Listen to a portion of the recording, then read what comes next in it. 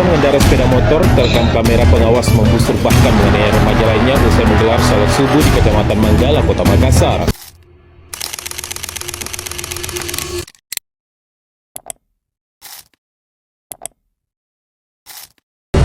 Assalamualaikum warahmatullahi wabarakatuh.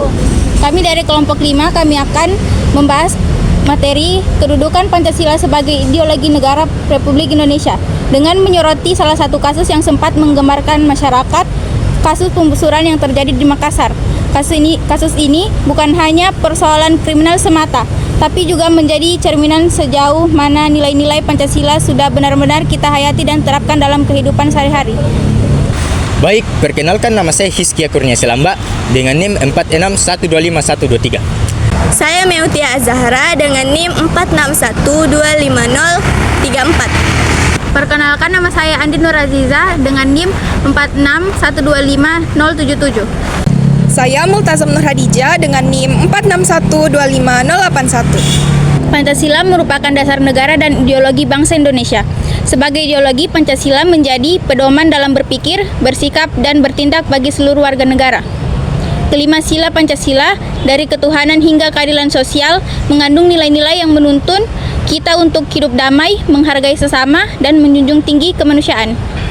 Namun, pada kenyataannya, masih sering kita saksikan tindakan-tindakan yang bertentangan dengan nilai-nilai itu.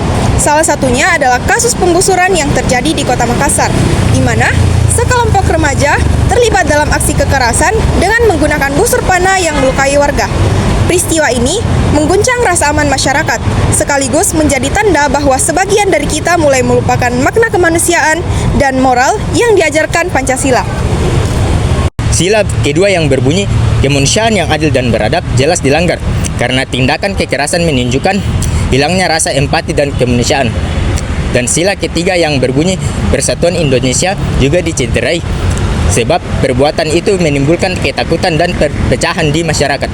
Dan bahkan sila kelima yang berbunyi keadilan sosial bagi seluruh rakyat Indonesia juga ikut terpengaruh karena tindakan muncul ketika seseorang merasa tidak lagi aman di lingkungan mereka itu sendiri.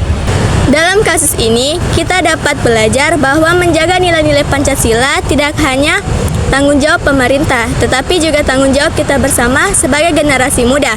Kita harus membangkitkan semangat gotong royong, rasa empati, dan toleransi dalam kehidupan sosial. Pendidikan karakter menjadi kunci bahwa ideologi Pancasila tidak hanya dihafal, tetapi juga dihidupi. Kasus pembusuran di Makassar adalah peringatan bahwa ketika nilai Pancasila mulai ditinggalkan, kekerasan dan perpecahan bisa terjadi. Karena itu, mari kita jadikan Pancasila bukan hanya simbol, tapi juga paduan nyata dalam bertindak dan berperilaku.